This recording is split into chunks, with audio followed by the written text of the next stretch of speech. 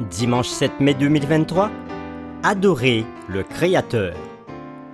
Nous vous accueillons de nouveau sur votre chaîne Aventure dans la Parole. Quel que soit l'endroit où vous êtes en ce moment ou ce que vous faites actuellement, nous voulons nous arrêter avec vous et souhaiter que Dieu vous accorde discernement et sagesse par le Saint-Esprit dans sa parole en ce jour. Le texte à mémoriser que nous vous invitons à dire avec nous se trouve dans Apocalypse chapitre 4, le verset 11. « Tu es digne, notre Seigneur et notre Dieu, de recevoir la gloire et l'honneur et la puissance, car tu as créé toutes choses, et c'est par ta volonté qu'elles existent et qu'elles ont été créées. » Nous vous invitons à le redire avec nous, Apocalypse chapitre 4, le verset 11. « Tu es digne, notre Seigneur et notre Dieu, de recevoir la gloire et l'honneur et la puissance, car tu as créé toutes choses, et c'est par ta volonté qu'elles existent et qu'elles ont été créées. » Pourquoi faut-il adorer Dieu? Quelle relation y a-t-il entre l'adoration et la croix? En quoi la question de l'adoration peut-il concerner le jugement divin? Les réflexions de cette semaine nous aideront à répondre à ces questions, et aujourd'hui nous le faisons avec la séquence « Un compagnon dans les tribulations ». Après son ascension au ciel, ce que nous pouvons lire dans Actes chapitre 1er, le verset 9, Jésus a rendu visite au dernier des apôtres vivants, Jean, sur l'île de Patmos. Oui, c'est l'endroit où Jean avait été exilé par l'impitoyable empereur romain Domitien. Nous vous invitons à lire avec nous Apocalypse chapitre 1er, le verset 9. Nous verrons aussi Matthieu chapitre 13, verset 21, Actes 14, verset 12 et Jean 16, verset 33. Afin de répondre à cette question, quel est le message à transmettre à tous ceux qui cherchent à suivre Jésus dans ce monde? Nous lisons Apocalypse chapitre 1er, le verset 9.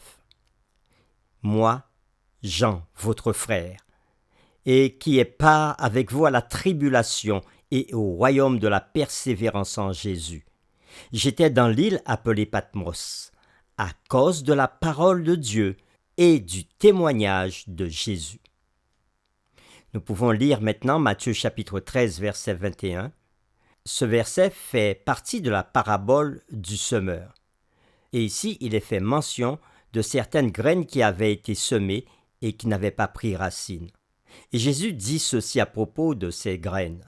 « Mais il n'a pas de racine en lui-même, il manque de persistance. Et dès que survient une tribulation ou une persécution à cause de la parole, il y trouve une occasion de chute. » Dans Actes chapitre 14, le verset 22, ici il est parlé de Paul qui passait voir les frères pour les fortifier dans la foi. Et voici ce que dit le texte. « Fortifiant l'esprit des disciples, les exhortant à persévérer dans la foi et disant que c'est par beaucoup de tribulations qu'il nous faut entrer dans le royaume de Dieu. » Et maintenant nous lisons Jean chapitre 16, le verset 33, et c'est Jésus qui le dit aux disciples. « Je vous ai dit ces choses, afin que vous ayez la paix en moi. Vous verrez des tribulations dans le monde, mais prenez courage, j'ai vaincu le monde. » Après la lecture de Apocalypse chapitre 1er, verset 9, de même que Matthieu chapitre 13, verset 21, Actes chapitre 14, verset 22 et Jean chapitre 16, le verset 33, répondons donc à cette question. Quel est le message à transmettre à tous ceux qui cherchent à suivre Jésus dans ce monde? À partir de ces différents versets, nous avons pu constater qu'il est fait allusion de persévérance parce que, comme l'a dit Jésus, nous aurons des tribulations dans ce monde. Tous ceux qui veulent suivre Jésus ont des tribulations dans ce monde. C'est pour ça qu'ils doivent persévérer dans la foi. Séparé du soutien de sa famille, de ses amis et de la communauté chrétienne, Jean n'a pas abandonné même dans les tribulations et les difficultés qu'il a rencontrées en tant que disciple de Jésus. Son ministère n'était pas terminé. son témoignage n'était pas terminé. Un ange d'un éclat éblouissant a rendu visite à Jean sur cette île isolée et lui a apporté un message venant directement du trône de Dieu. Ce message de Jésus devait résonner dans les couloirs du temps, à travers les siècles.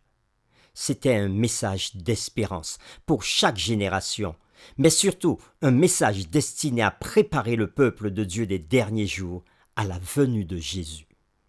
Il s'agit d'un sérieux message d'avertissement, mais aussi d'un message d'encouragement pour la fin des temps, alors que nous nous préparons à affronter les épreuves des derniers jours. Bien sûr, toute épreuve à laquelle vous pourriez être confronté actuellement. Si vous devriez pénétrer dans la grotte où l'ange céleste aurait rendu visite à Jean, avec la vision prophétique d'Apocalypse, vous remarquerez immédiatement ces mots placés sur une plaque à l'entrée qui résument le livre entier d'Apocalypse. « Craignez Dieu et donnez-lui gloire, car l'heure de son jugement est venue, et adorez celui qui a fait le ciel et la terre et la mer et les sources d'eau. » Apocalypse chapitre 14, le verset 7. L'adoration est une question centrale du livre d'Apocalypse. Nous avons été créés en tant qu'êtres adorateurs. Chacun d'entre nous adore quelque chose ou quelqu'un. La véritable adoration, l'adoration du Créateur, nous permet de découvrir le véritable but de la vie. Elle nous donne une raison de vivre.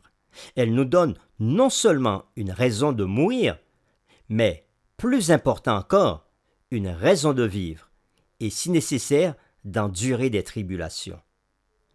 Et, en effet, lorsque des crises finales surviendront, nous comprendrons mieux les paroles selon lesquelles c'est par beaucoup de tribulations qu'il nous faut entrer dans le royaume de Dieu, comme le disait l'apôtre Paul dans Actes chapitre 14, le verset 22. Pour terminer, nous vous invitons à lire avec nous le texte de 1 Pierre chapitre 4, les versets 12 à 15.